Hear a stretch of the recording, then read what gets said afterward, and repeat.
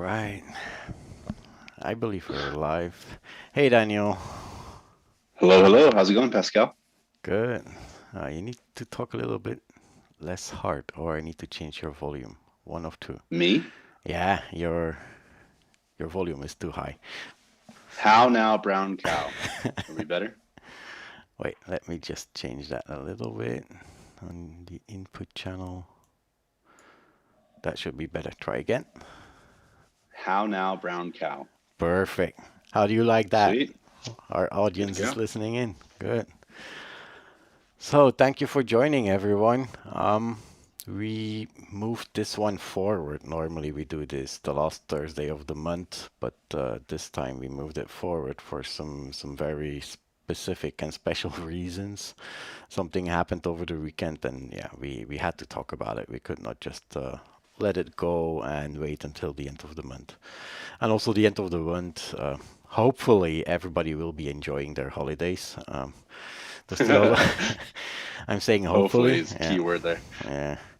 There's still 3 weekends before the actual year ends, so we're not gonna say about this was the biggest vulnerability or the biggest hack of the year because there's still a lot Yeah, we in still the got 3 more weeks. yeah, that's a lifetime. If you look at the Yeah. last weekend, I think that the whole community and everybody who's joining now, most of the people had a big heavy weekend. So I hope they will be able to follow the whole session. So what we're going to talk about, and yeah, probably will not be a surprise for many, we're going to talk about Log4shell, so the Log4j vulnerability that was well, not discovered, that was published on December 9th, which is exactly 1 week ago, so Are last you pronouncing Thursday. it the right way? How do you mean? I'm just making a joke all over Twitter. Everybody was screaming about how do you pronounce this vulnerability. And, Okay. naming conventions in this community can be a tough Why? one. Yeah, wait until I come in the almost last bullet, then we can talk about pronunciation. So Daniel will talk about ransomware and RDoS, MANGA, Dark.IoT. We have an update. Some new developments in the Beijing 2022 Olympic Games, Amazon outage, and the cream cheese shortage. Man, I did that in one try. It's a tongue twister. Yeah, try to say Say it that 10 5 times fast. times. Yeah, 10 times fast. Will be the Holiday, challenge in our next TRL. and a little overview of the holiday warnings. Nothing to do with eating and drinking too much, but what we have to look out for on the IT level so that we can enjoy our our Christmas dinner and New Year's Eve. Exactly. But we're gonna start, and I think Right this into it. a highly artistic picture from Kevin. I don't know. It's if he trademarked the picture or it's the name that he trademarked, but I think he sold it as an NFT. uh, yeah. I was just joking. I don't know if he did or not, but So do we have to pay for the rights now to use it? s- Is it copyrighted? We might have a who problem knows? now. Okay, so Log4j, what is it? So it's one of the most widely used logging frameworks in the Java ecosystem. And I put a small code sample there just to give an idea because it's easy to use and everybody knows we need to log. Logging is a good thing for the developers to find or to discover bugs, to find mistakes. It's a good thing for forensic research. If something happened, you were breached or you don't know if you were breached, you will reach out to your logs to find out if something happened there. So logging is fairly important. And it's not a big component. It's one of the smaller components, but probably one of the most critical and most used one when it comes to Java. So it's specific for Java, and it allows any developer to do logging in an easy way. And it also has some extra features, of course, so you can just do the basic logging like is on this application. So you instantiate a logger through get logger, and then you do log debug or log info. So you can specify what is the criticality of your log or the log level. And then in a configuration file, you can adapt which logs you want to get in your log file. And then you can specify a string, but that string can be static, as in this case, but it can also use interpolation of variables in the string. And then also in log4j2, they added dynamic execution or evaluation of some variables inside string. So that means that you can, for example, ask for the Java version, or you can ask for the environment that you're running in. And yeah, there's also something called JDNI. So you can also use JDNI to do lookups in log4j. And that's where the whole problem started, actually. But without wanting to run too fast, and yeah, that's like a deja vu moment that we have really. here. Yeah, remember October 2016 when the whole Mirai thing happened? Yeah, Minecraft was also at the source of the whole Mirai development and botnet that was used against Dyn for the attacks that crippled half of the internet. So, but again, it was discovered in Minecraft. Now, it's not coming from Minecraft as such. It's just that Minecraft, at least the Java version, because you have Minecraft versions that are running on console, and also on the PC, I believe you have a rewritten version that's not in Java. But the original Minecraft was written in Java, and that one is using log4j, and so a person at Alibaba Cloud, a researcher, Chen Zhuojun. I hope I say it right. It's the day of pronunciations today. So Chen from Alibaba Cloud discovered that there was a flaw in log4j, and he actually, as I understand, Apache Software Foundation confirmed that Alibaba notified them of the flaw in November 24. So I saw some rumors about a 0-day, Log4shell being a 0-day, but if it's true that they were notified on November 24th, it's not really a 0-day. The first attacks that were recorded were December 1, and that was like a few attacks, more like a test. December 1st and December 2nd, I think. That's what Talos had said. Yeah, but there were only few attempts, so it might be somebody testing, maybe the Apache Software Foundation just doing a small test to see how far this flaw is reaching.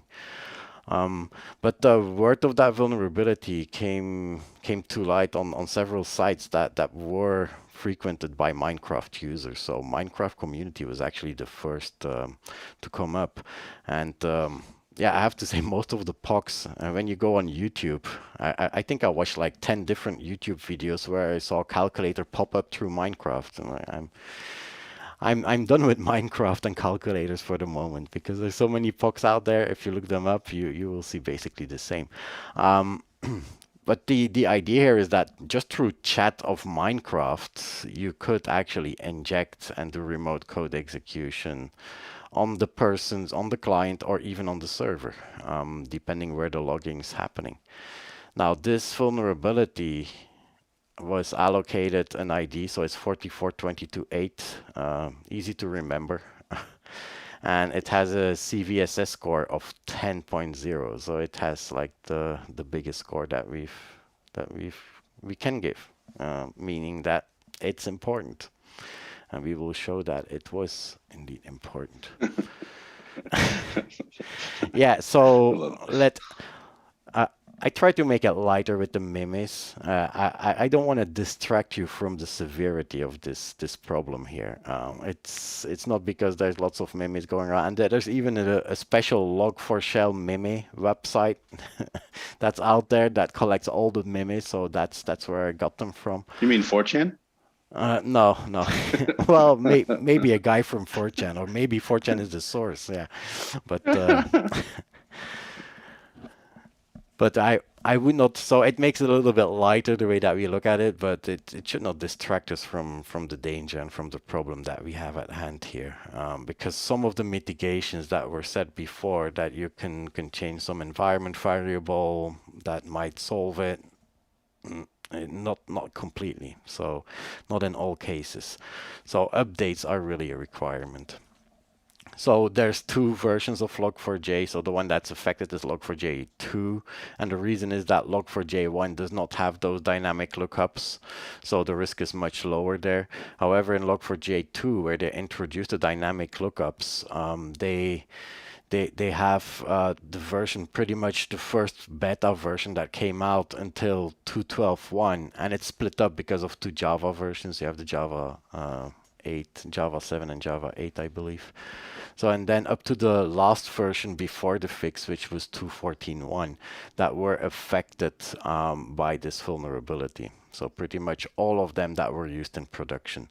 Now, the big problem is that this log4j, everyone agrees is bad, and the reason that it's so bad is that, and the meme says it right, all your vendors need to patch log4j packaged in their products. So most of the time it's out of your control.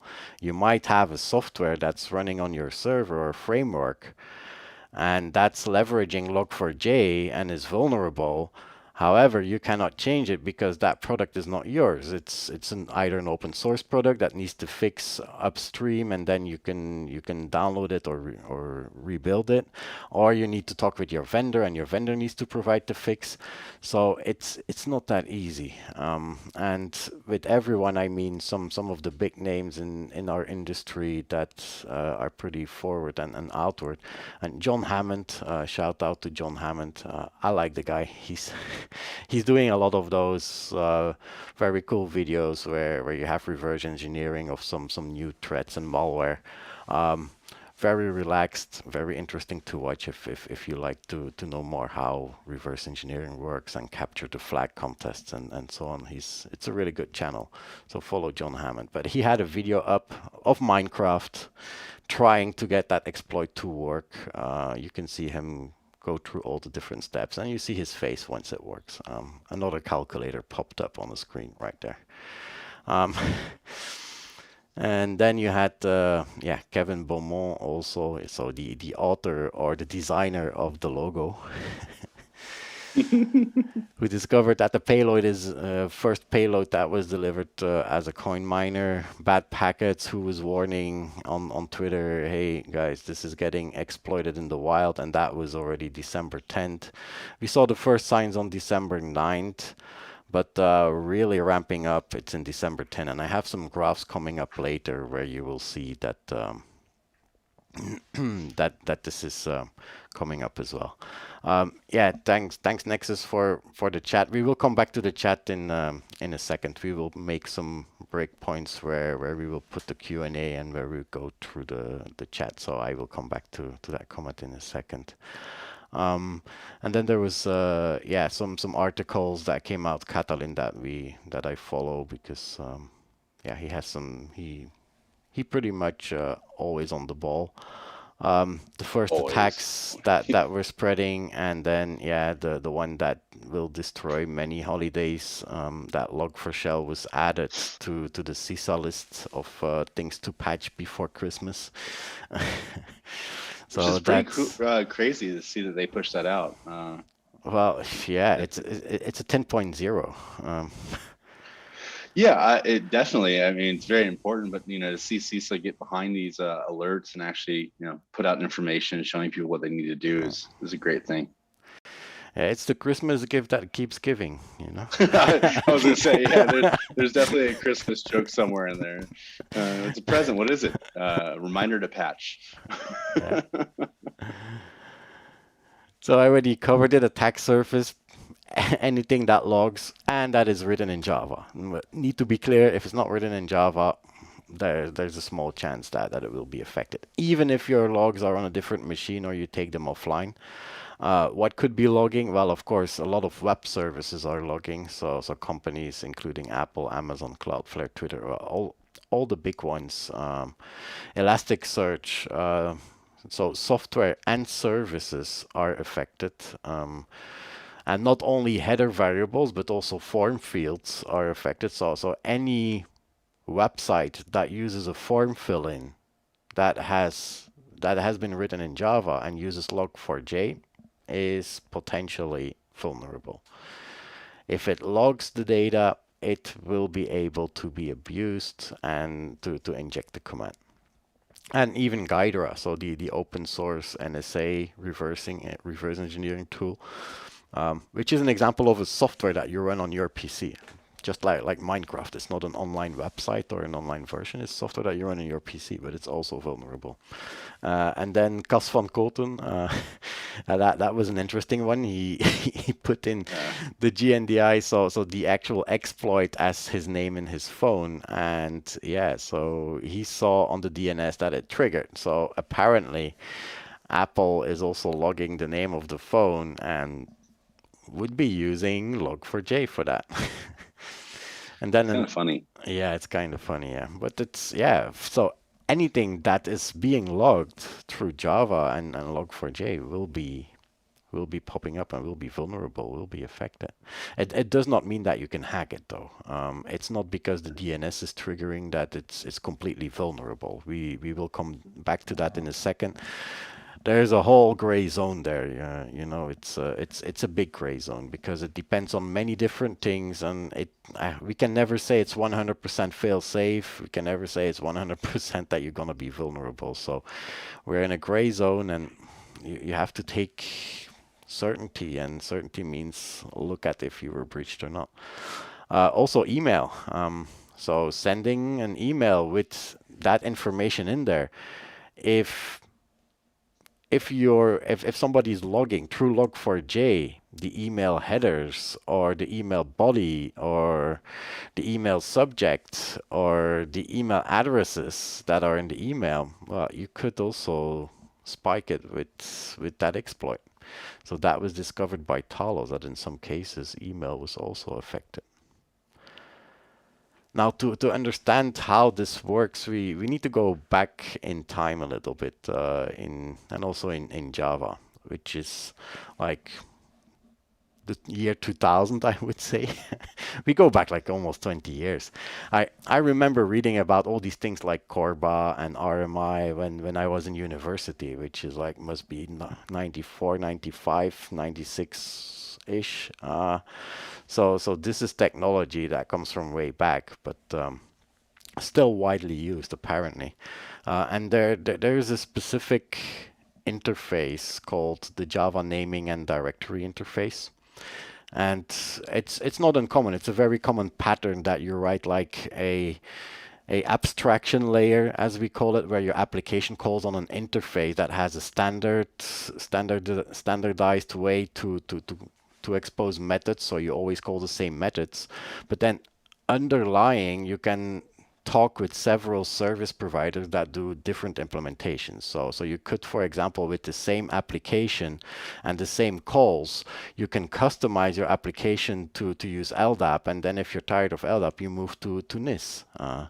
NIS, which is Network Information System, for the older generation.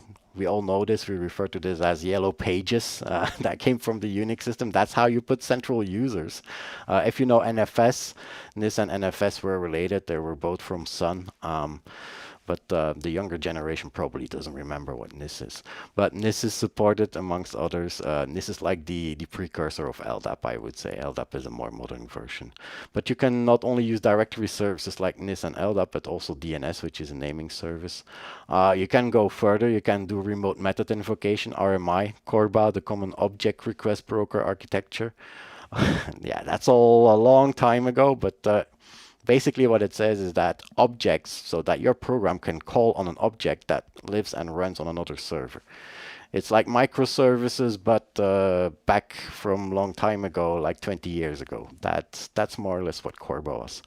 Remote method invocation is also more or less the same thing, that you can remotely call on a certain function of a object that runs on another server. Now you can already imagine if you can call on objects on other servers, something might be quite dangerous there, because you can just call out to any server. So they should have some controls there, right? Well, no. So there are possibilities to put in, for example, for Ldap to call on an internet server and just query an internet server, any internet server, without any sanitization from the interface itself. So the application is supposed to do all the checks, all the security checks to make sure that the the URL that's passed down through that layer and that actually uses the LDAP module to call out to the server, that it's not a malicious server. So, and that allows, and that brings us to actually remote class loading, and that's what the whole exploit through log4j is based on, is the fact that you can have a class that is built by an attacker, hosted on a server of the attacker, being pulled in by the application and looked at, the object created inside the context of the application, and then a function in that object being executed, the method being invoked and executed within the context of that application that uses log4j. And that's where the remote command execution comes from. So you can tailor the objects to anything you like. As an attacker, you can just create files, you can stay in Java, you can break out of Java and do calls on the command line, and it will run in the context of the application, which typically has elevated privileges. And it allows for in downloading malware, like we saw with other remote command executions. You can download a bot and then you infect the machine, or you download some other tools and you start to move laterally, maybe do some crypto locking. Now JNDI is nothing, or JNDI injection is not a new issue. Well, issue. It's a side effect. It's never really seen as a vulnerability, because it works the way it's supposed to work. Well, that's at least what I understand from most of the people that I talked to and from all the papers that I read. But there was already a presentation back in 2016, a Black Hat presentation by Alvaro Munoz and Alexander Mirosh, both from HPE, that did a presentation on how you could do remote code execution and how you could load malicious objects into the memory of a server and execute a method using the JNDI LDAP. Now, it had nothing to do with log4j. That was just about JNDI LDAP.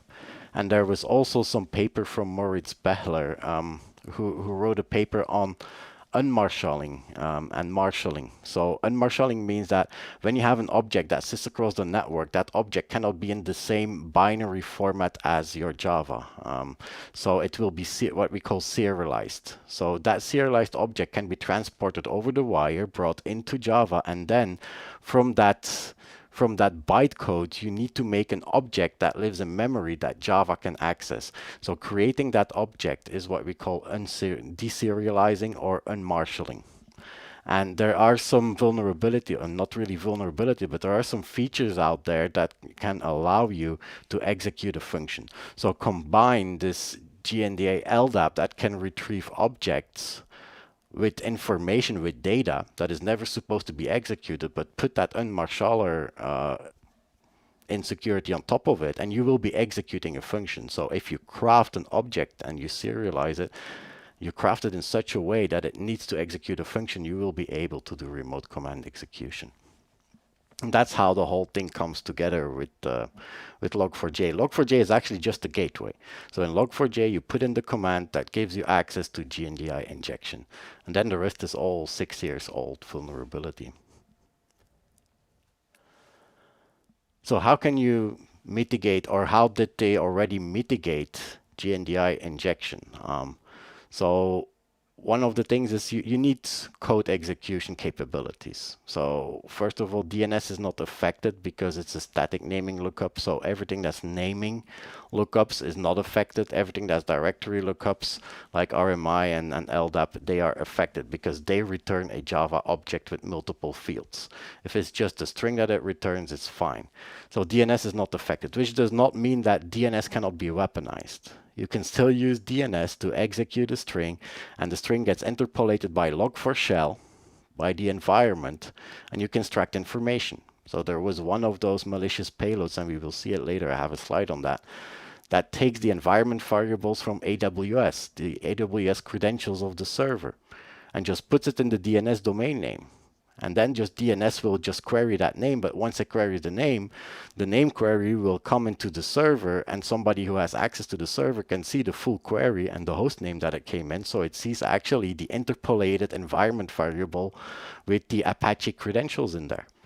So it's not because it's not affected and you cannot use it for remote command execution. You can still use that DNS for exfiltrating information. Now, RMI remote method invocation, the name already says it. It was built specifically to be able to take remote objects and invoke a method on it.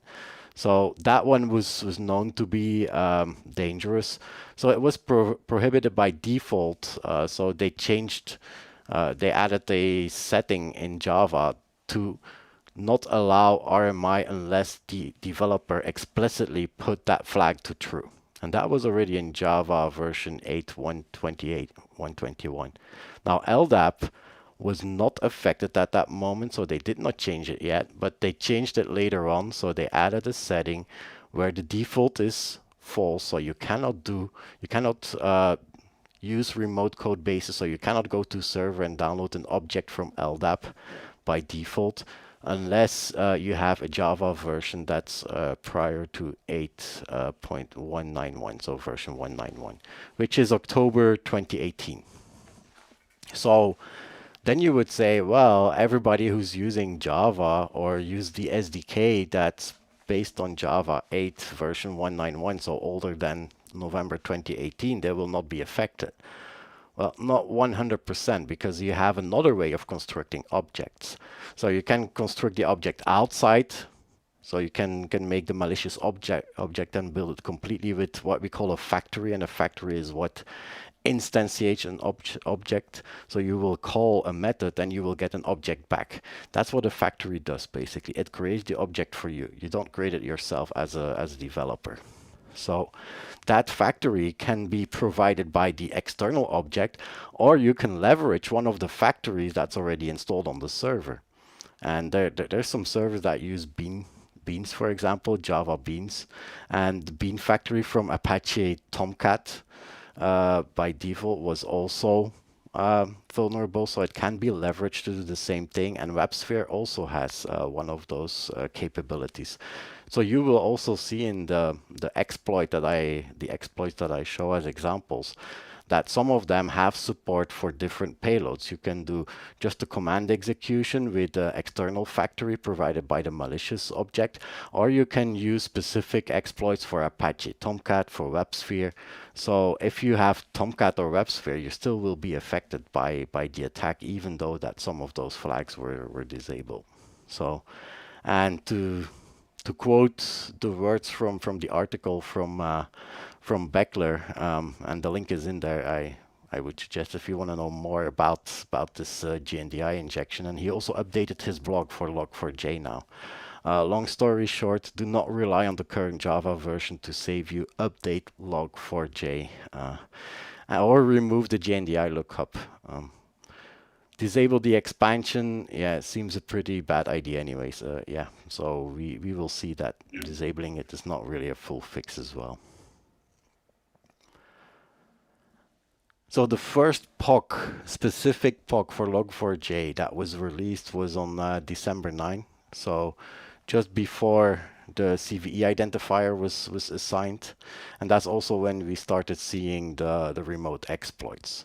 So this PoC, and by the way, this site, this one is now offline. So I found out this morning that I tried to go to the link and it's a I get a 404. It's not the first time I get it. I had it with the other exploits. I have two exploits here. I have the JNDI exploit that was released in November. Monday, I tried to go to this exploit GitHub page. I got a 404. So then I went to Twitter. The author came back, said, yeah, no, nobody removed it. It was just rebased because of a fork. So now that's the right link that you have there in the bottom. So that's the JNDI exploit that was released in November 2020, which has nothing to do with log4j, but just about remote exploits leveraging JNDI. Now, if you know how to inject the JNDI command through log4j, you are golden to work with this package and with this exploit, which is very easy to use. So as you see, this exploit gives you a LDAP server, it gives you a web port, and we will see in the next slide, I will explain how it goes step by step. But those are two components that you need as an attacker if you want to perform the exploit. You need to have your own LDAP server that can send a crafted message to the application to say, hey, you can find the object in this server, and then you also need that server, that web server that serves the object itself. So those are two things as an attacker that you need. Well, this package includes both.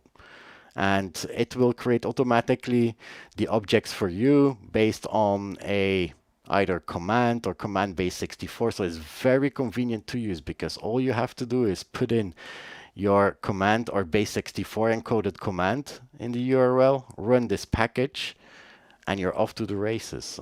You can do the exploit. So it was already there since November 2020. Nothing to do with log4j, but it's just, yeah, it's because the log4j just gives access to that exploit that this one can be used.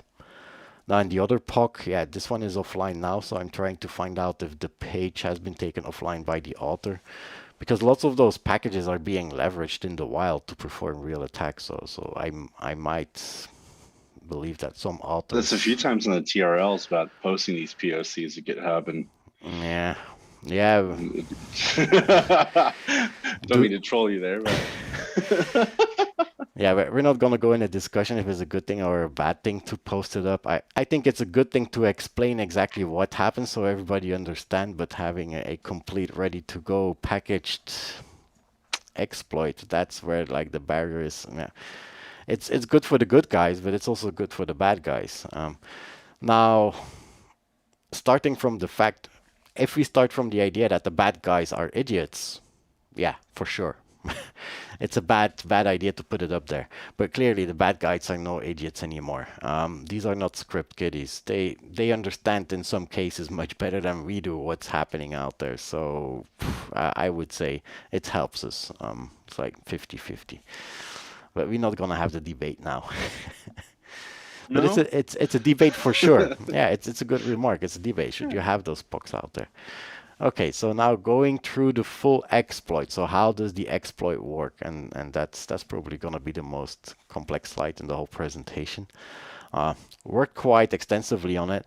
Now, in the meantime, there's other images that came out on the internet, but when I worked on it on Saturday morning, I started working on this. It didn't take me a full week to do it, by the way. I did it in a couple of hours, but but by the time that we published our report, there was some other image that came up, and then in the course of the week I saw several more images that were coming up that were fairly accurate to what I believed what was happening. So what's happening? So you have a hacker here on the left side. You can see my arrow. It's a little one in the screen, but in step 1 you have an attacker. That attacker is running in his domain 2 services. He's running a LDAP service that is running on port 389, the standard port for LDAP, and a web service that can serve up malicious Java objects. Now, this whole red box here can be served with the JNDI exploit PoC. So if you have that jar, you just start that jar. It's already listening for LDAP. It's already listening for the malicious Java object. So you're pretty much done for the part of the infrastructure. All the attacker needs to do is put his crafted link in there to trigger the application to go to his LDAP service. And from then on, all the rest will happen by itself. So all you need is the exploit. You don't even need to understand how it's working. You just need that exploit running here. And then you craft a malicious request to an application. So we have a server here, a web server. Backend of that web server runs an application written in Java that leverages log4j to log to some storage or to a database or to other facilities. Now the attacker will craft a request, which can be a GET request, and he can inject the command, and the command looks like $braces JNDI LDAP, and then his server name / and then something to search in the LDAP server, like for example exploit. It can be anything, as long as there's an external server that points back to him. Can be an IP address, can be a DNS host name, but it needs to be in dollar curly braces because that's the syntax of log4j to evaluate a command. And when it starts evaluating, it sees, oh, it's JNDI. So what log4j does is takes the Ldap colon slash show the Ldap URI to the JNDI interface. So he takes that Ldap, gives it to JNDI. So the syntax of JNDI column is specific for log4j. Everything that's after that is specific for JNDI itself. So you will find that back in some other exploits. So if you look, we looked at exploits across the years, and we find a couple of other JNDIs with Ldap, but not in the same format. But JNDI, it's not the first time that we see an attack on JNDI. There have been many different attacks which were application specific at that moment because they need to get access to the call to JNDI. So log4j at some moment will do an API call to JNDI and then pass that URL. You need access to that. And the way to get access here is by using that evaluation with dollar curly braces. So you can put it in any field. So when crafting that page, the attacker can put it in any field that is probably getting logged. So it could be in the user agent field. So the root at, we don't care because it's just that evaluation that we care about. Referrer can be used, but any field X forwarded for, you can use it as a query parameter q equals, and then you have some encoding for URL, but yeah, if you decode it, you will see that this is dollar curly braces JNDI column Ldap column // attack, yeah, and then the lower C, that's like an evasion of log4j, not of the decoding of URL decoding, but a log4j evasion, because log4j evaluates this as lowercase c, so that's attacker if you evaluate it. And then column 389/exploit, and then closing the curly braces. So if you decode that, you get the same, and if you log query params, you will get that. So here you have the server passing through, and I already put the normalized versions here. Q equals this, user agent equal that, refer equal that. And then the application will get those parameters in, and then we'll log them so that developers or forensics can look at what happened to our application. Why did our application crash? Or why did our application behave strange? That's why you log, right? So let's say, for example, we're logging the user agent here. So user agent equal, and then you have that JNDI Ldap. So that's step 3. It's getting passed, and log4j will look at it. Log4j sees, oh, there's a dollar curly braces. I need to evaluate that command. Oh, and the command is asking me to send to do a lookup through JNDI. So I will do the lookup. What's the lookup? Ldap attacker.org. Okay, I do the lookup. So he will do an Ldap query now to attacker.org port 389, coming to this attacker.org server, and this Ldap service will respond with a distinguished name. So I found your exploit, and then he has some specific fields. So object class, Java naming reference, Java code base. So this is where you can find the Java code, and Java factory is a factory. Class name does not really matter. So he will respond with that to log4j. So that's actually a reference to another object. This Ldap server will tell log4j, if you want to know the content of the distinguished name exploit of that object exploit, you will have to ask this remote server here and look at that object, and there you will find all your fields, which can be person fields. For example, if you ask for who is UID user ID 500, and he will come back with the username, full username, login name, email address, and so on. But in this case, it's a fake one, of course. So he says, if you want to know it, you need to go to this server here. So he sends that back. Log4j looks at what comes in, and then he's sending it back and doing the reference. So now I need that object to get access to the data. So he will do the lookup http attacker.org port 999, and then here that web server that is part of the exploit will construct an object, serialize it, send that object to log4j. So log4j now gets back a serialized object. Now he needs to instantiate that object to be able to get access to the attributes and the fields of that object to get to the data.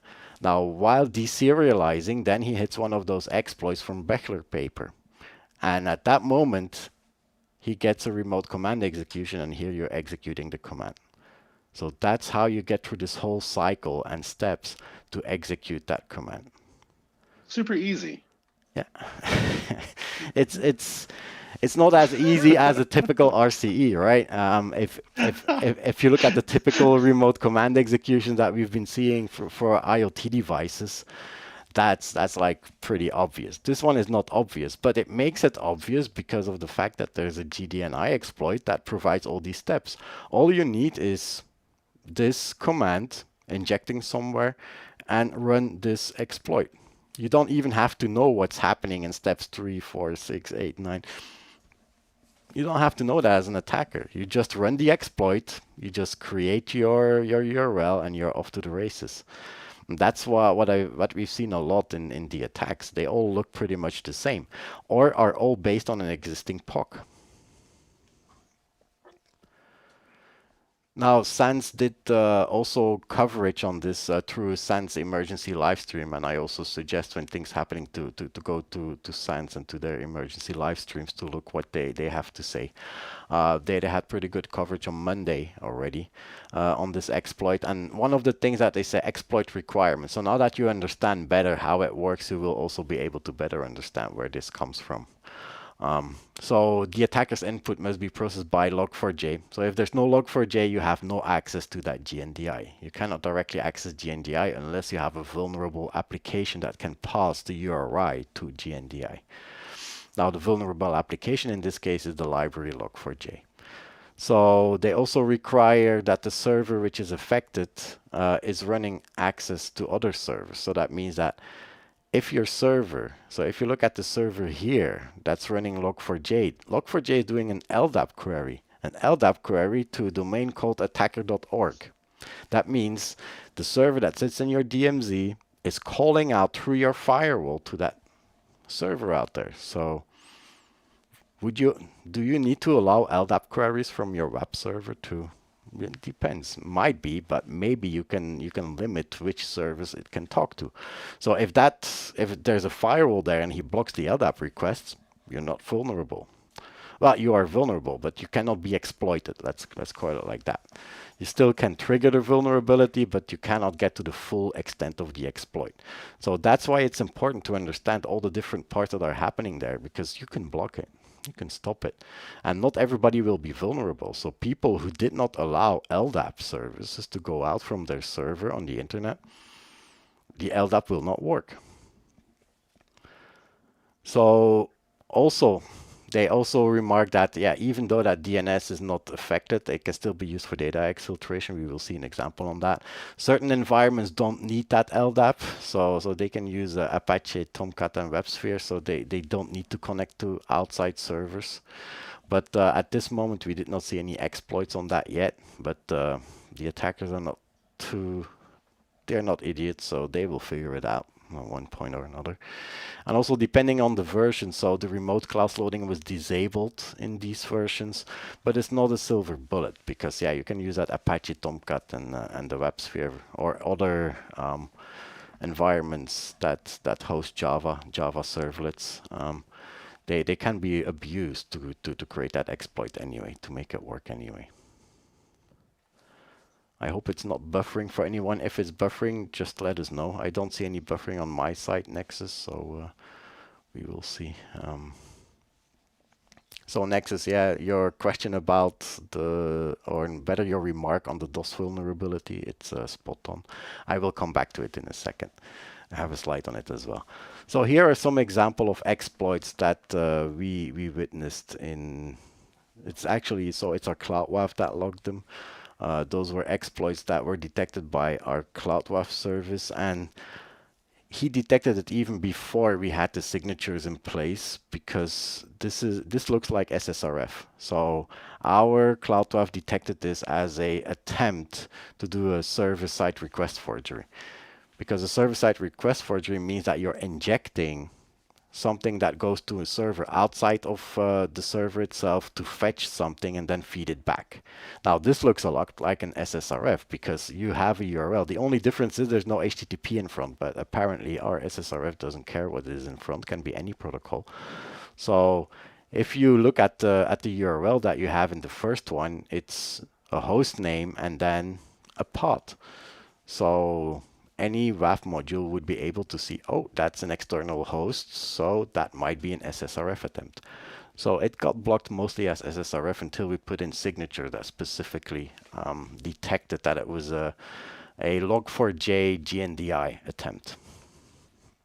So here is an example through a user agent. So just inject in that field. The square braces are not from the exploit itself. I put them there to make the link non-clickable. But you can see here what's important is basic reverse shell. Now going back a couple of pages to the PoC, here in this JNDI exploit, you can see that there's an option to use basic reverse shell with the IP address / the port. Now also do remember command base 64 for now, because I'm not going to come back to this slide. But if you look at basic reverse shell, the IP address and the port, he's using the JNDI exploit that was published to perform this attack. Here's another user agent, a simple one using a number on an LDAP and then C to load the class. Exploit, that's the standard one that was described in all PoCs. Here you have one with interpolation. So here's a query parameter x equals and then the string, but he interpolates with the host name. So that's extracting information, and that's a white hat scan most probably, trying to figure out, okay, take the host name of the computer, put it in here so I know which host name is affected. Then there's another one here that is using query parameters, but the parameter name, which was x equal here, is actually exploit equal exploit. So if you log a variable number of parameter names, you can also be hit by this one. Here's another one that uses that JNDI exploit. Remember this basic command base 64. So here's an example. So all you need to do as an attacker, you download the JNDI exploit, you run it on your server, you have your LDAP set up, you have your web server set up. Now you just need to inject a crafted link. And that crafted link will be the IP address of your server, the LDAP port. In this case, he's running on a non-standard port. He's not using 389. So a firewall might not be able to see this is LDAP. So you need an application level firewall to understand that this is LDAP to block it. But this is a non-standard port, so a higher port, 10389, basic command base 64, and then a base 64 string here. If you decode that string, it will decode to curl and then download a malicious file to temp x86, make it executable, execute it, and put an argument Apache exploit x86 so that the botnet, once this x86 bot connects to command and control, says, hey, I infected this device through Apache exploit x86. Then the attacker knows how many x86 servers he has under control to perform DDoS attacks or to perform further attacks. Then you can have the user agent keyword. Here you see some evasion attempts. So they use the log4j syntax to do the evasion. So most of the WAFs and most of the signature, they are able to go to the canonical form of a command, which means that you can decode whatever URL is using the % syntax to encode URLs. But most of the decoders do not understand the language that is specific to log4j to perform evaluation of variables. So if you put this language in that performs the evaluation, so this will evaluate to a J, this to an N, a D, an I, and then a column, and give me an L, give me a D, give me an A, give me a P, and what do you get? Well, JNDI, LDAP. And then the host. Like a cheerleader, dude. Yeah. Yeah. I started to feel like that. That's why I was starting to say, give me an L. Sorry, I just had to make a comment, man. At least you got it. So it means that you're still listening. Oh, definitely. So, and here's another example. That's one that's coming back quite a lot, this nessus.org. We will come back to that in a second. So what original scanning did we see? Because there was lots of activity. You will see that the graph on the activity and the events that were hit the different IPs. It's ramping up quite fast on the 10th of December, so the day after the vulnerability was discovered. And lots of them were actually testing. So some were using Burp Collaborator, which is part of the Burp suite. Burp Collaborator is a service that allows you to put a token in a DNS name, and when it resolves to that token, Burp Collaborator will send a trigger to your Burp suite to say, oh, the exploit was triggered. So you can see it here in Burp Collaborator. They do it with the referrer, directly putting it in using DNS agent name. But also here you have the real remote command execution, because remember, it's not because the LDAP name can be resolved and your Burp Collaborator is triggering, hey, there was a DNS resolve of your injected command. That means that this server is vulnerable. Yeah, it means it's vulnerable, but it doesn't mean it can be exploited. Remember, if you resolve the name, but then you do the LDAP and the LDAP is blocked by the firewall, there's no issue with your server. You will not be able to do the full command. So if you want to really test to see if you are vulnerable and could be exploited, you need to do the full remote command execution test. So using that package basic command base 64 using JNDI exploit. So if you do that, this one decoded to http burpcollaborator.net. So I would say that the second one is the better version of testing. So you can test directly if there's a log4j vulnerability, but you can also test here the full command and then do the curl to your Burp Collaborator, and then you know that actually this command was executing on the server. So that server is not only vulnerable, but it's able to be exploited, and probably already was exploited. So DNS log and canary tokens are other ways to know if a server has triggered. So here you have the Ldap, the RMI version, and the DNS version. Of course, does not mean that you can be exploited. The DNS version, however, we will see that this is able to extract information. So here are some of the real malicious payloads. So Mirai-based DDoS botnet. So it had this basic command, base64 again, with a base64 encoded string that decodes to get lh.shell, so the shell script, make it executable, execute the shell script, and then the shell script will download binaries and then run those binaries, and then you're infected with a botnet. So that was a Mirai-based DDoS botnet. But you can also use JNDI to extract AWS application and server credentials. So, and all you don't need to go the whole way through the exploit. So if we go back to our picture, just going to this point here, so 3 passes, and then log4j sees, oh, I have this URI. I need to contact this server on this URI. First, I need to resolve the name because it's a host name, so I will do a DNS request. I get the IP address back. Now I'm going to connect, but I'm blocked. Yeah, so this is like half of the exploit that you're doing there. But that's enough, actually, to ask log4j, hey, here's a URL, and log4j will see, oh, there's two more fields that I need to evaluate before I have the full URL. So I'm going to evaluate environment AWS access key ID and environment variable AWS secret access key. I will put it in the LDAP URI, and now I will resolve this host name here, which is first key ID secret access key.attacker.com, and now the DNS query will go out for that, and whoever owns the attacker.com domain and has that server will see in his logs, preferably not using log4j to log it, or he might fall victim himself, but in his logs he will see the actual keys. So you don't need to go through the whole exploit to actually extract information. That's the other scary version of it. It doesn't need to be the full JNDI exploit. Just the L4J vulnerability is enough to get information out. Now there was also NetLab also had 10 different payloads that they published in a blog. Mushtek as a DDoS bot, so for planting a DDoS bot, but also later on a backdoor. Elknot DDoS botnet was another one. XMRig, the Windows version, so the portable executable, and the ELF version, which is the Linux version. So XMRig both on Linux and Windows. Oh, by the way, this exploit also works on Windows. So it's not limited to Linux.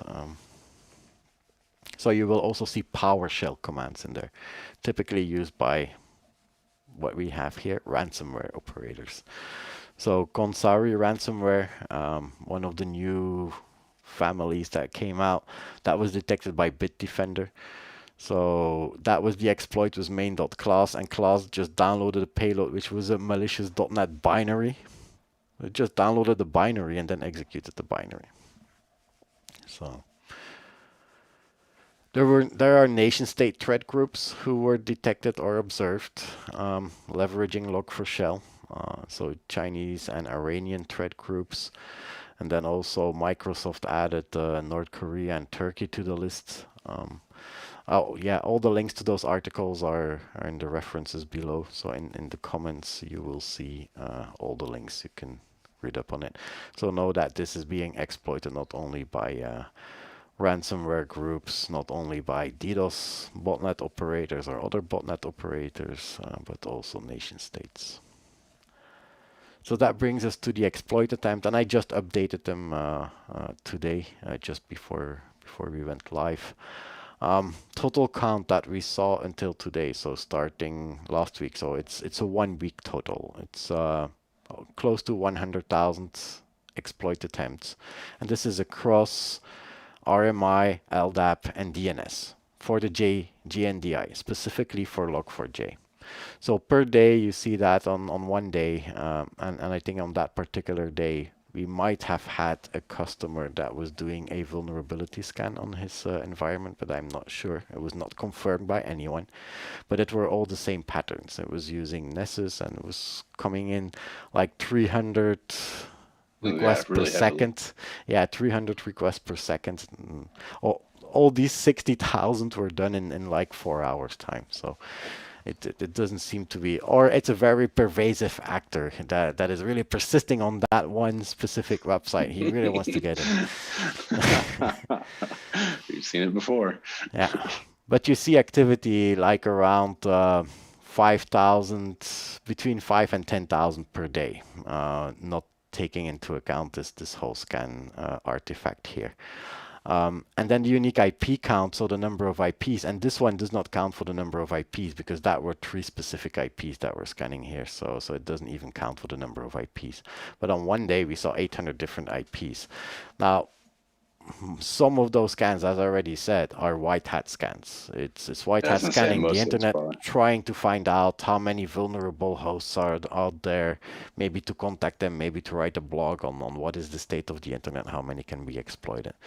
Now, I want to be careful about their blogs when they come out, because they need to explain us what they tested exactly. Did they go all the way, so the full Monty, through the whole exploit up to the command execution, or did they stop at just resolving the name? Because I see a lot of attempts just resolving the name. That means it's vulnerable for this log4j, but it does not mean that it can be exploited with remote command execution. It can be used for exfiltrating information. Important you don't want your information to be leaked out either. If you have something in the environment that might be dangerous, then you can still exfiltrate it. It's limited because it's in the DNS hostname. So, but I'm sure that they will find other ways to exfiltrate at some point. Yeah. But if you go through the full exploit, then you actually know if that server is completely vulnerable to exploit. Now here is the breakdown between Ldap Rmi and DNS, and you can see that Ldap by far is the biggest number. Rmi, which has lookups disabled by default in many of the versions, will probably not have been that successful. See, it's stopping here at about 35 attempts per hour. Here we're going up to 10,000 attempts per hour, but that's probably the scan, so that's around 1,000 to 2,000 attempts per hour on average.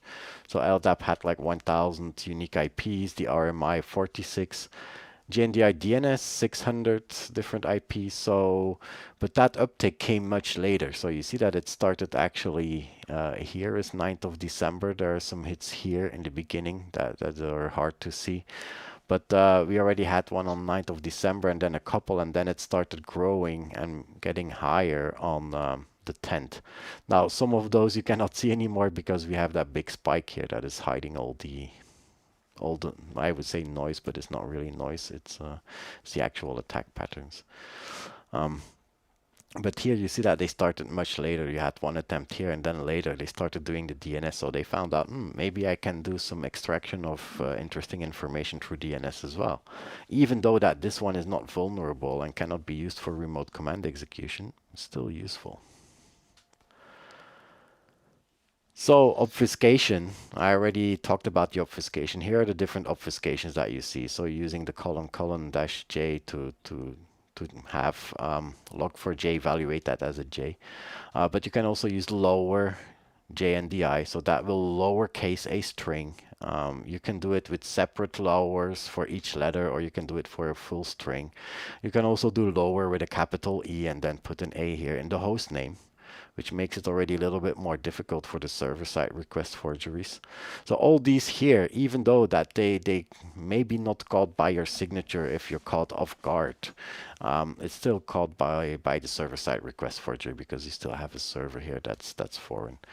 Also upper, using the environment, so a command to take an environment variable and then doing some calculation on that and taking out one letter or no letters in some cases. Here you have upper with no letter. That's just JNDI with no letter evaluates to nothing, which means it's going to be empty. So these are examples of obfuscations of the URL. Now the earliest sighting was December 1st. Cloudflare was the first to talk about this, but then also CrowdStrike said December 1st, and then Cisco Talos, and who was the other one for December 2nd? There were two on December 2nd as well that were saying. Cisco Talos. Yeah, but there were no details given on which one it was. If you just search on JNDI, of course, I see attacks going back way further and much more. But that's specific vulnerabilities for JNDI and using JNDI injection for other vulnerable applications, not Log4j. So, but that means that's bad news for the people who are vulnerable, because that means that instead of looking back until December 9 when the first exploit came, now your forensic research need to go back more than 1 week earlier to December 1st. Yeah. So if you already did your due diligence and you checked your logs and did your forensic research if you were attacked or not, and you stopped at December 9, you can go back now and go from December 9 to December 1st to see if you were attacked at that period. It's not that there was no more information given if there was more in between attacks, or it might have been a test that somebody came out and said, yeah, I did a test on that day. I had internal knowledge about this attack and I wanted to see if it was how many servers were vulnerable, but nobody came out on that. And then this week, Monday, if it wasn't worth bad enough that we spent all weekend and that you spent all weekend patching your servers, they came out to say, sorry, but 2.15 does not completely cover the issue. You need to upgrade to version 2.16 to have the full solution. So the patch that was made up was still susceptible to other attacks, but only a non-default configuration. So it's in a very specific use case. And that use case is if you have a non-default pattern layout in your configuration file that uses, for example, context lookup, so $2 and context login ID, or a thread context map pattern that uses this %signs. I didn't see any exploits yet. There are Cloudflare again says that they saw this being exploited on, I think yesterday that they came out with this, but they didn't give any details what the exploit looks like. There is a PoC that I found, but I did not go into the details yet of the PoC, so I need to check what's happening. But this one got a new, oh yeah, so the malicious input can be used to perform a denial of service attack. So it's basically denial of service attack against your server. It has a new tracking ID and a much lower score. So it's not a criticality of 10, it's a criticality of 3.7. And that was what Nexus was talking about. So what now needs to be done is, yeah, so in this case, they just completely removed support for message lookups and disabled JNDI by default. And I think that should have been the fix from the get-go. Not trying to just go all the way, and then afterwards, little by little, maybe start reintroducing features, but just block the whole damn thing and make sure that it cannot happen. So if you're running log4j and you have the ability to update yourself, so you're not depending on a vendor to update it for you, Java 8 is 2.16 and Java 7 2.12.2. That's why the split in between the 2.12.1 and the other ones. Now, protecting, I already talked about it a little bit. What are different possible mitigations that you can put in place to make sure that you are not vulnerable, so that you can catch the vulnerability before it gets exploited? So block outgoing LDAP and LDAP-S to unknown hosts. If you don't need LDAP, yeah, just close LDAP for your DMZ. Only use it for the servers where you need it. Use application firewall to detect LDAP on non-standard ports, because yeah, those are standard ports LDAP. If you allow all ports and you just block LDAP, that's probably not gonna help you much, because typically the attackers will use a non-standard port because they know that the first thing you do is block the firewall, block at firewall level. So detect LDAP using application firewall. Now, if you have LDAP-S, that might be more difficult to do the detection on the application level. Block malicious domain and host, so use a hostname and IP feeds. There are several lists out there that contain IP addresses and domains, but they are difficult to track, and the open source is hard to trust. So use a vendor that has some. I don't want to be too commercial. We have. We have attacker lists, so you could use our what we call the ERT active attackers feed to do so. To protect web application and APIs, WAF. So if you have a WAF in front of your web application, I think that most WAFs should have detected it as a cross-site request forgery, because it looks a lot like an SSRF attempt. Of course, you can have custom signatures to specifically find that one. And DNS monitoring for the exfiltration. The real mitigation, setting the property log4j2 format message no lookups. This is like disabling the lookups in the messages, the dynamic lookups. Set that to true. That was the first round mitigation, but it's not a complete fix. They found out that there are some things that are in cases in which you still can be exploited. So it's not a complete fix. 2.15 almost completely fixes the issue, but there are still attacks in non-default configurations, so the best is to actually go straight to 2.16, 2.12.2. Drastic. So when I first saw it, I didn't agree with it, but yeah, now looking at half of a fix and other setting properties that do not help, and Java versions that are maybe helping in some cases but not in all cases, I tend to say, well, yeah, maybe it's not a bad idea to go drastic. If you don't need JNDI, just remove the full class from your class bot. Just take it out so that he cannot find that class anymore. If you don't use it anyway, take it out. But remind yourself, whenever you do the update, you need to take it out again, because probably when you do Java update, it will bring back the class, because that class is included with the default Java.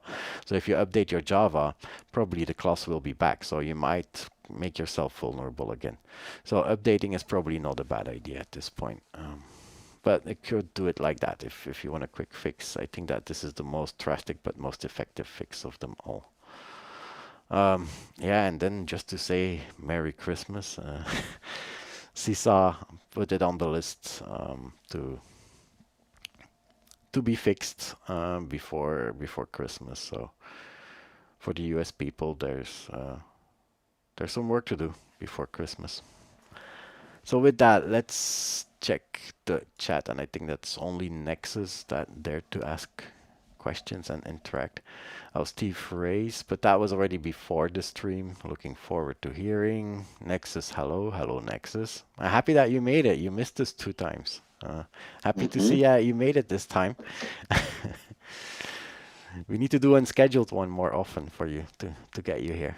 And then there is also a DOS vulnerability. Yeah, so the DOS vulnerability, that's the CVE 45046 that you mentioned. Yeah, and I hope it's not buffering. I don't see any buffering from my side, however, and I see on my panel excellent connection. So the YouTube CDN should be okay. The ingest server. I'm not sure if the buffering is on our end.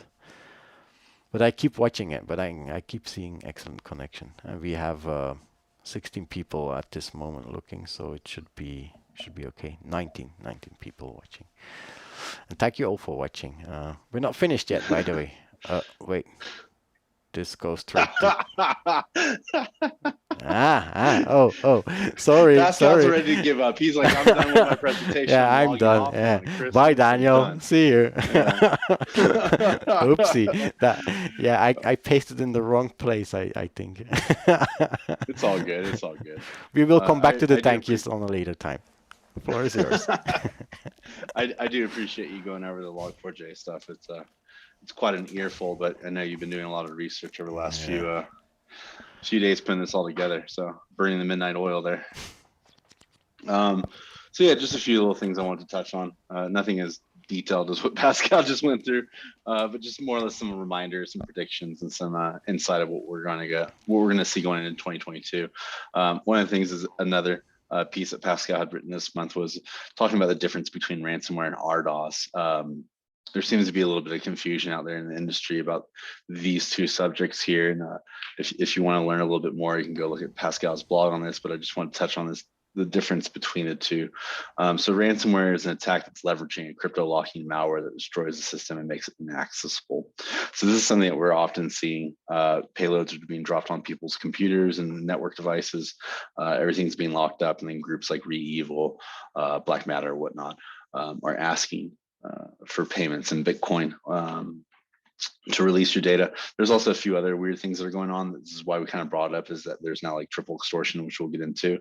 But ransomware groups are now deploying DDoS attacks as a tactic to bring the victims back to the table.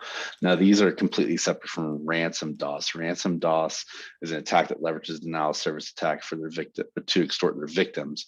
So instead of locking up a computer, they're basically degrading the service of their network in order to run an extortion scam. So the big difference between the two is one is a locker, one is service degradation. But to add to the confusion, ransomware groups are now using RDoS, or not RDoS, DDoS as a tactic to bring people back to the table. So to get into that, combining threats, right? Going into 2022, we expect to see ransomware groups evolve at a much quicker pace. Through 2021, what we saw was the threat landscape evolve to a point that we saw triple extortion. As I said, it's a way to bring the victims back to negotiation tables. Oftentimes they're using negotiation firms to talk to these criminals in a way to bring down the ransom demand. A lot of times they just decide to go away completely because they're going to restore from backups. And of course, the operators get very upset, the affiliates get very upset. So they launch attacks to bring them back. But the issue is when ransomware groups start hiring DDoSers, it's keeping the affiliates on the payroll. And by that, I mean, when someone launches an RDoS attack against your network, they've got to build a botnet, they've got to launch a sample attack, and they've got to send you an email. And they're not being paid for any of that. Where a ransomware group can and will pay these DDoS groups up front to be on the payroll, which means they're already paid. Their only thing they need to do is maintain their botnet and be able to launch attacks against their victims. So some of the groups that we've seen incorporating DDoS into ransomware attacks is Avedon, DarkSide, SunCrypt, Ragnar Locker, and now Hello Kitty. There was a piece by Catlin yesterday that was talking about Hello Kitty's attribution to Ukraine, which is kind of interesting. But nevertheless, that these groups are using DDoS attacks as a way to bring their victims back to the table. So another thing I want to talk about is a quick update about a botnet that we had I wouldn't say we discovered, but we published at the same time. There's a little bit of confusion about the naming convention. Fortinet, we went with MANGA, we went with Dark.IoT. Yeah, I think that MANGA is not really a good name. If you search for MANGA, you get all the different anime characters, including Mirai and So True, it's very true. But I will throw myself under the bus on this one as well, naming the botnet Dark.IoT. yeah. I thought I was being clever with .iot, ha ha ha. But what they do right after we wrote our report, they went for cloud and servers, so away from the IoT. So it became and of dark. course, Yeah. it became dark MAGA. A Dark little manga. interesting. Yeah. Yeah. MANGA, yeah, MANGA.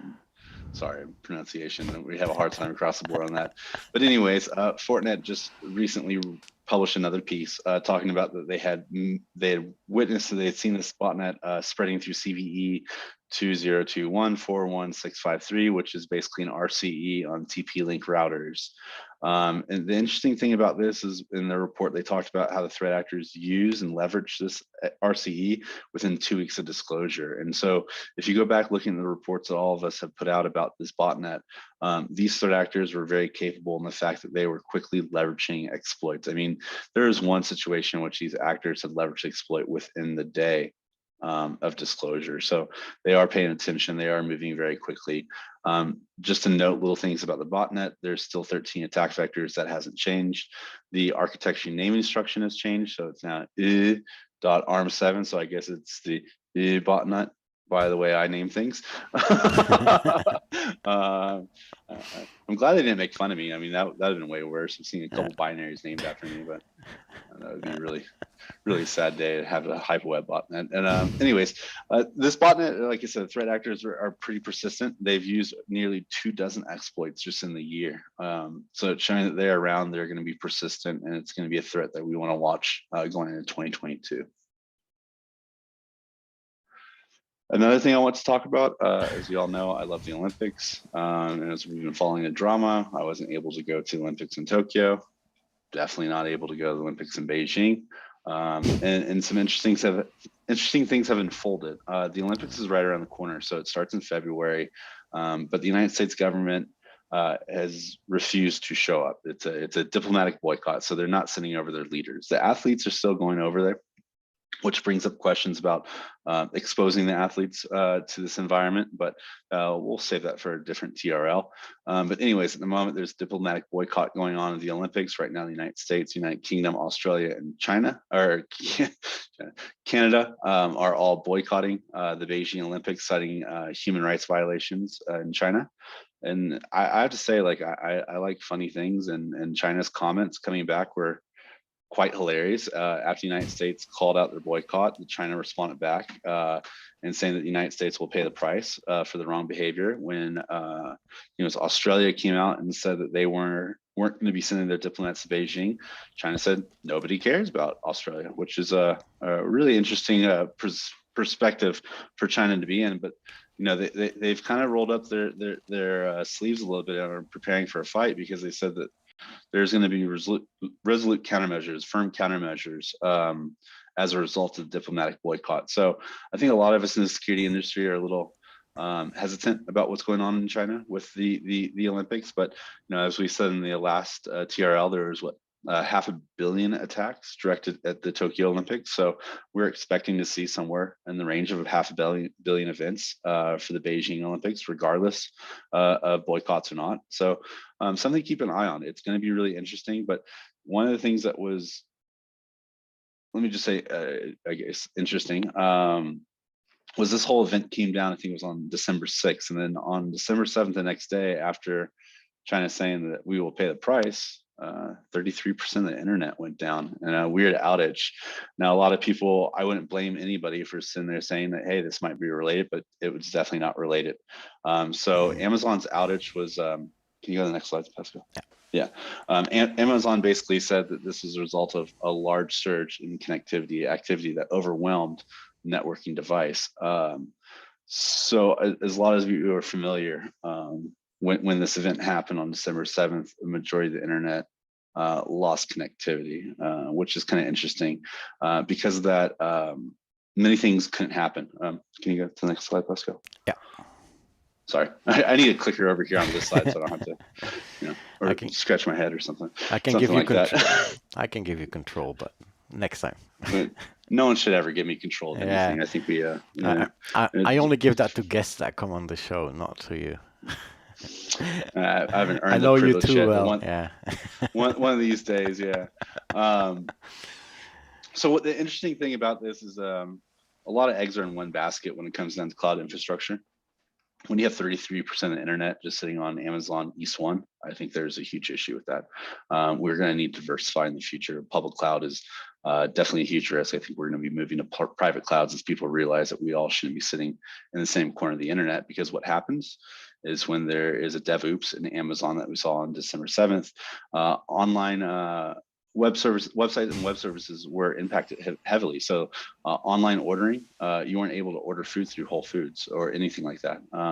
Anything like Grubhub or anything that was connected to Amazon East, you were not able to place your orders. Delivery operations came to a stop. I don't know if anybody noticed this, but Amazon vehicles were not able to deliver to your house or anything like that. They were sitting around just waiting to see the systems go back up, and unfortunately because of that, they lost a day of productivity.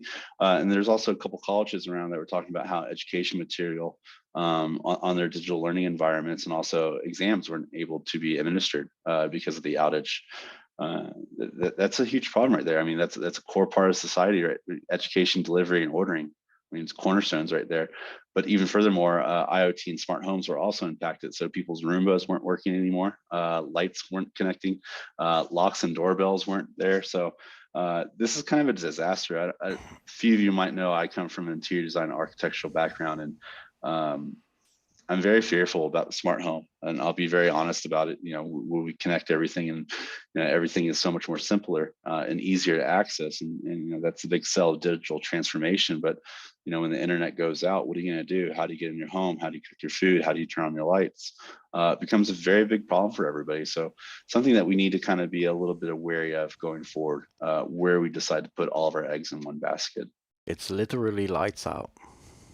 Yeah, I know, exactly. I think there was like an old report I read a long time ago about a house in Germany that they're saying like the effects of smart homes and IoT devices inside, and the whole house was knocked offline because of one simple light bulb that went out, and it was just repeatedly sending a message home saying I'm out, I'm out, I'm out, I'm out, and DOSing the whole house to the point that it went offline.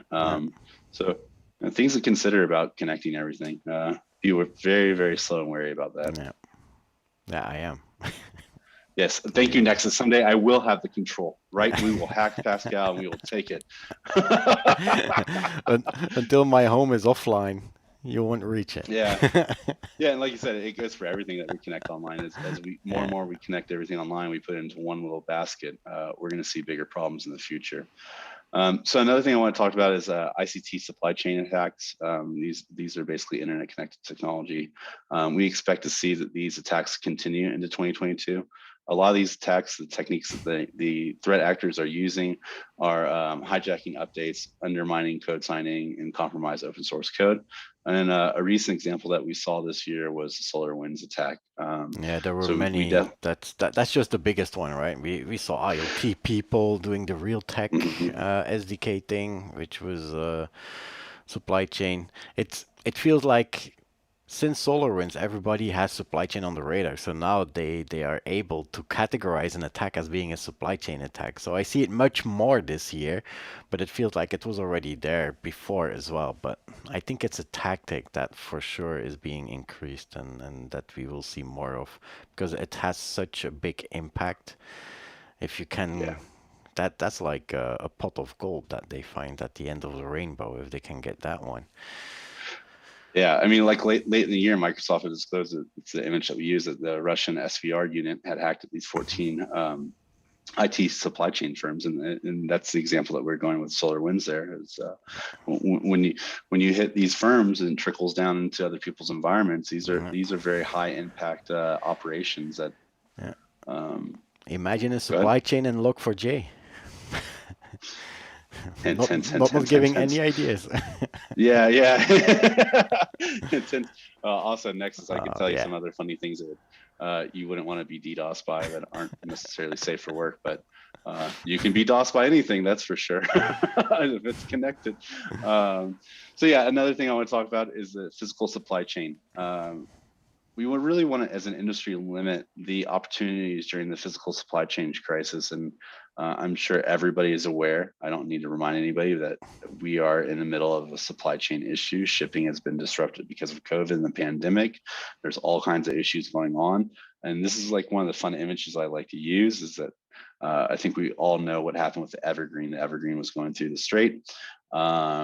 Huge wind came out of nowhere, lost control, went into the bank. Now, the funny thing is, a lot of people don't know what effort it took to get this thing unstuck, but basically they had to wait for a full moon to come around to rise the tides and pull it out, which, just to show that sometimes we can get ourselves into a position that we can't get ourselves out of, and we just kind of have to wait for it to naturally resolve. And that's somewhere that we don't want to be in when we're talking about physical supply chain. One of the crazier things is that, Pete Buggetti, our Secretary of Transportation in the United States, was given a boatload, pun intended, money to solve this supply chain issue.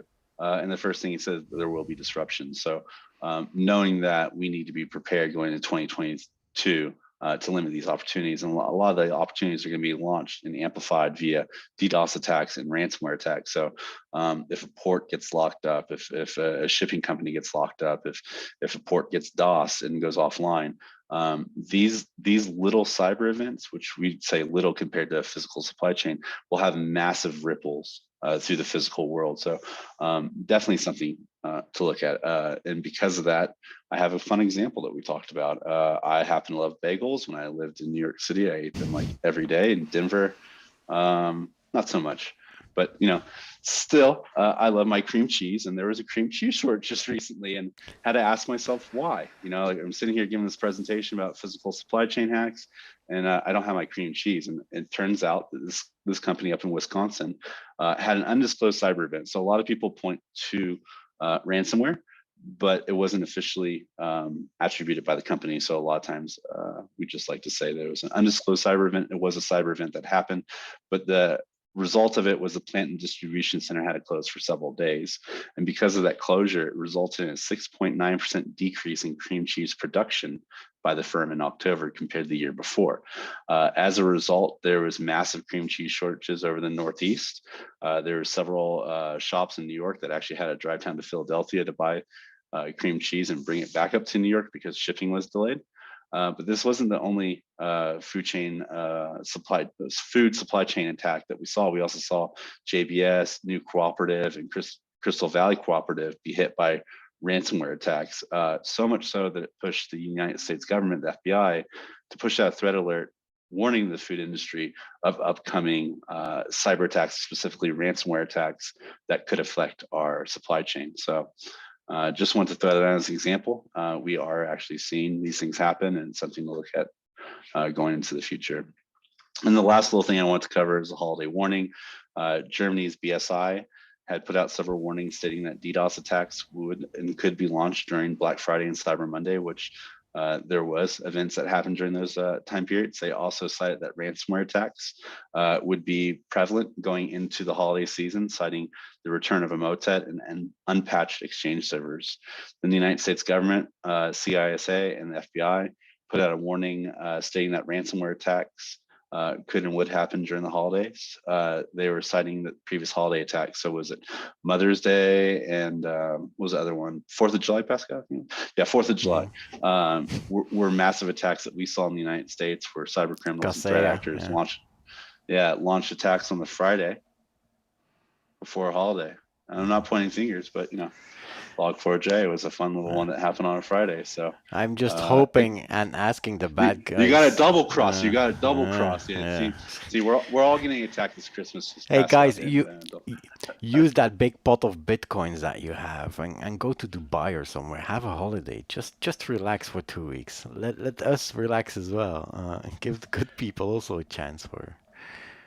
Yeah, it's kind of funny because like the holidays, as Nexus said, they're always chaotic, right? And in the past, like 5 years ago, like the big thing we were worried about was attacks on gaming industry, right? Like everybody gets a new Xbox and a PlayStation, Lizard Squad. Nobody can get any, so that we got that problem covered. Nobody can get a new one.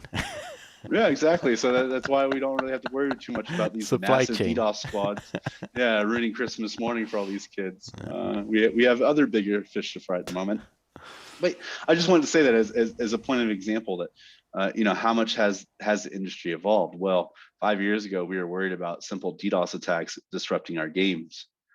Today, going into Christmas, we're a little bit more worried about threat actors disrupting supply chains, physical and digital supply chains, and also, all these unknown exploits causing workers to go back over the week and destroying holidays. I mean, sometimes you have to think that that might be the objective of threat actors, is not to cause an impact digitally, but to cause an impact physically on the worker's life, to force them to go back, to leave their families, to do incident response. True unsung heroes, IR. Yeah, I agree. Can't say it enough. Now I'm gonna go back all the way to the thank you. In the middle Yeah. of the presentation. Yeah. We're leaving I'm, off the year on a strong note here. yeah, I'm sorry about that. Something had to go wrong. We have been live for almost 2 hours, so well, Daniel, thank you very much. Everybody out there, thank you very much. This should be the last show of this year, unfortunately. Well, no, not unfortunately. Pending a massive cyber attack in the next week, Except, yeah, we still have 3 weekends, so you never know what could change between now and the end of the year. But yeah, we still have one Thursday left, just in case.